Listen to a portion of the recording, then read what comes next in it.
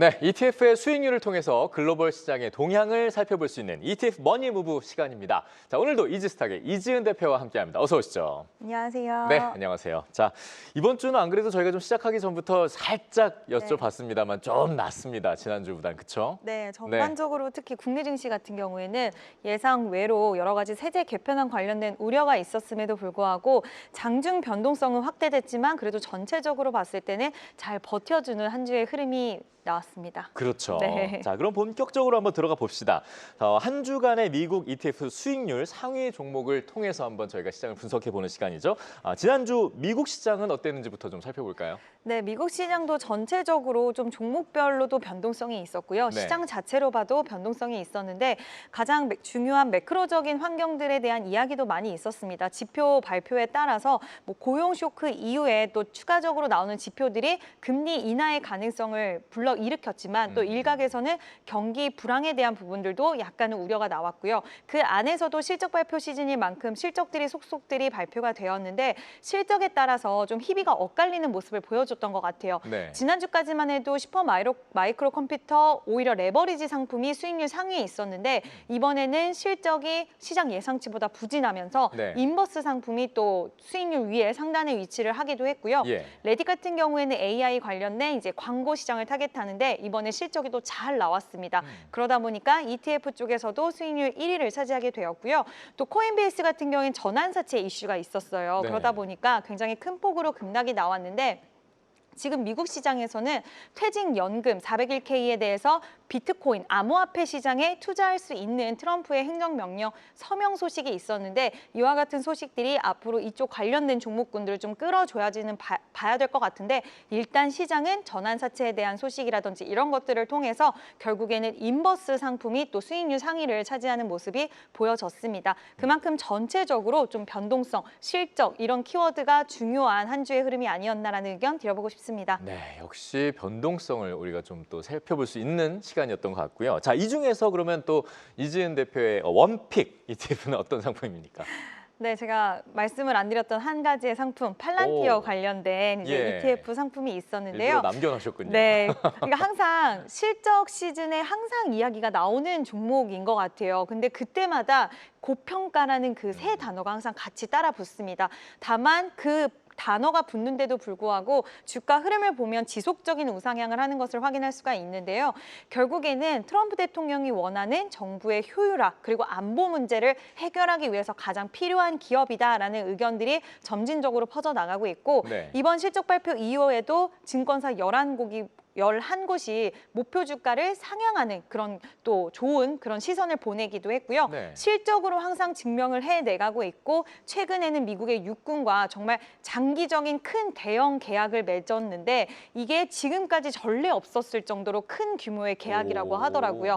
그래서 정부에서 밀어주고 정부가 원하는 사업 비즈니스 모델을 갖고 있기 때문에 팔란티어에 대해서는 계속해서 고평가 논란이 있음에도 불구하고 실적으로 증명하고 그게 주가에 고스란히 반영이 됐다. 그래서 이번에도 2배 상품이 상당히 좋은 모습을 보였다라고 정리할 수 있을 것 같습니다. 네, 자, 요 상품과 더불어서 그러면 다음 주 이제 대표 공략주는 미국 상품 중에 어떤 걸 좀 뽑으셨습니까? 네, 고민을 좀 많이 했는데요. 일단 애플이 최근에 분위기가 또 좋습니다.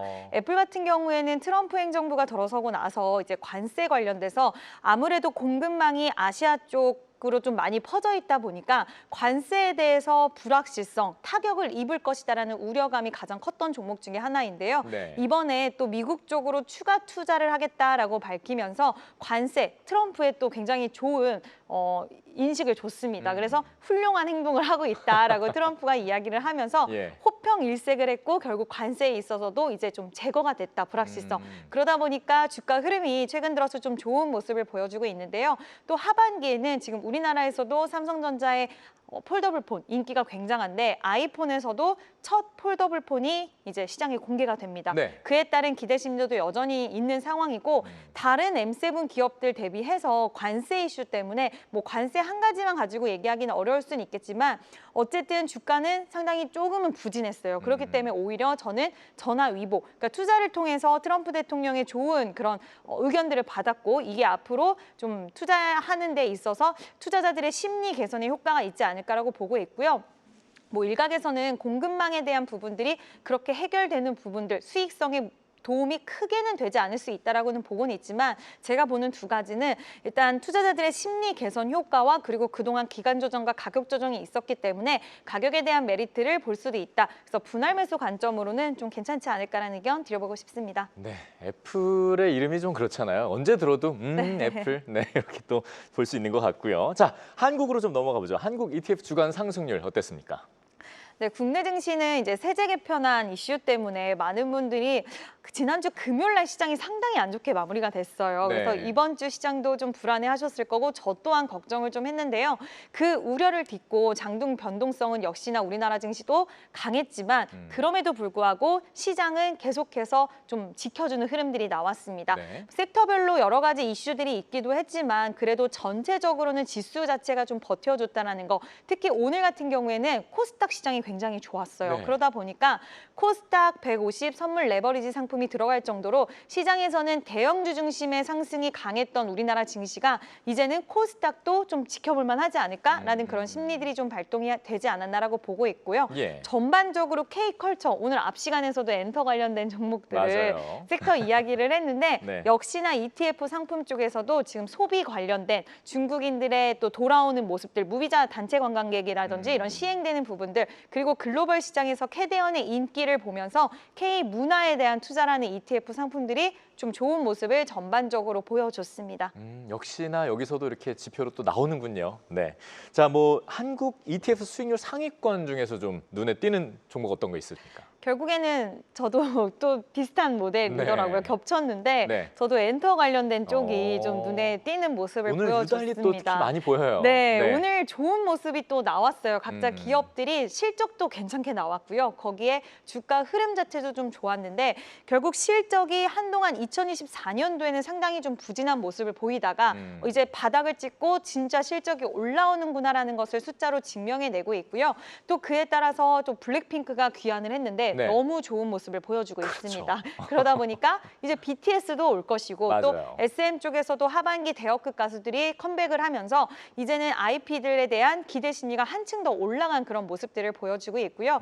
뭐 중국 시장에 대해서 개방이 된다라고 했을 땐 엄청 큰 시장이기 때문에 월드 투어 수익들이 상당히 좋았어요. 이번 실적에도 봐도 그러다 보니 큰 무대가 열리면 또 얼마나 좋은 수익성을 가져올 수 있을까라는 기대 심리도 작용을 했다. 그래서 엔터주, 에이스 K-팝 포커스가 저는 좀 눈에 들어왔다라고 좀 말씀드릴 수 있을 것 같습니다. 네, 눈에 들어온 상품과 또 같이 가는 상품이 있죠. 공략주는 어떤 걸 꼽으셨습니까? 지난주와 동일한 상품을 좀 가지고 왔어요. 오, 네. 네, 제가 고민을 또 하다가 예. 반도체 관세 관련된 이슈가 있기는 하지만 우리나라는 그래도 괜찮을 것이다라는 의견이 지배적인 상황입니다. 물론 100% 장담은 할 수는 없겠지만 미국의 생산 시설을 보유를 하고 있거나 트럼프 임기 내에 생산 시설을 짓는 기업들에 대해서는 관세에 있어서 지금 없을 것이다라는 이야기까지 나오면서 지켜봐야 되는 부분이긴 하지만 그래도 관세 이슈에서 자유로워질 수 있다라고 한다면 오히려 다른 나라와 비교를 했을 때 뭐 대만이라든지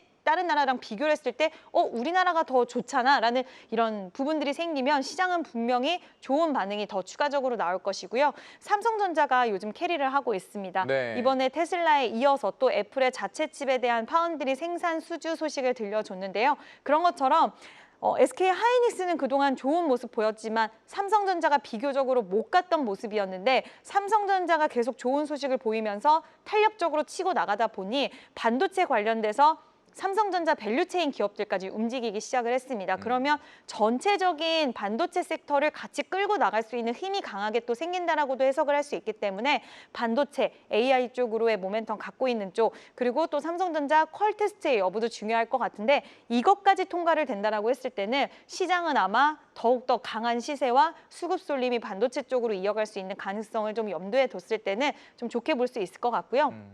엔비디아 실적 발표도 있습니다. 그렇죠. 이번 달에. 그러다 네. 보니 엔비디아 실적 발표까지는 아마 이 기대 심리 이어질 수 있지 않을까라는 의견 드려보고 싶습니다. 네, 왜 2주 연속이나 이재현 대표 밀어주는지 좀 설득력이 있습니다. 자, 다음 주 투자 전략 어떻게 가져갈까요? 네, 이번 주도 우리가 예상했던 것보다 시장이 좋았는데 딱 네. 이렇게 표현할 수 있을 것 같습니다. 시장이 좋았다라는 것은 그만큼 체력이 좋아졌다. 예전에는 어떤 이슈가 나오면 굉장히 체력적으로 좀 약한 모습을 보였던 국내 증시가 결국 체력에 대한 회복이 좀 보였다라는 게 저는 긍정적인 부분이 아닐까라고 보고 있고요. 예. 물론 오늘도 대형주 중심의 하락이 나오면서 외국인들이 코스피 시장에서는 매도를 보이긴 했지만 그래도 수급도 엄청나게 나쁘진 않습니다. 우리가 투자하는 데 있어서 급하게 추격 매수라든지 이런 부분들은 자제는 해야 되는 시장은 맞기는 하지만 그럼에도 불구하고 시장을 떠나거나 내가 보유하고 있는 종목들을 포기하고 무조건 손절하는 시장은 아니라고 보고 있고요. 오히려 괜찮은 종목이 조정이 나왔을 때는 매수를 분할 매수 관점으로 접근하실 수도 있는 시장이고 숨을 고르면서 우리가 그때그때 내가 원하고 앞으로 성장이 가능한 종목군들이 좋은 가격대를 줬을 때는 오히려 매수 기회로 삼아보고 정말 좋은 기업인데도 불구하고 좀 쉬어가는 국면이다 하면 투자자의 입장에서 같이 쉴 수도 있는 그런 조금은 여유로운 모습이 지금은 필요하지 않을까라는 의견 드려보고 싶습니다. 같이 호흡한다. 기억해보면 좋을 것 같습니다. 자, 오늘도 쉽고 명쾌하게 투자의 재발견 함께 하셨습니다. 저희는 다음 주 이 시간 오후 5시에 다시 찾아뵙도록 하겠습니다. 시청해주신 여러분 고맙습니다.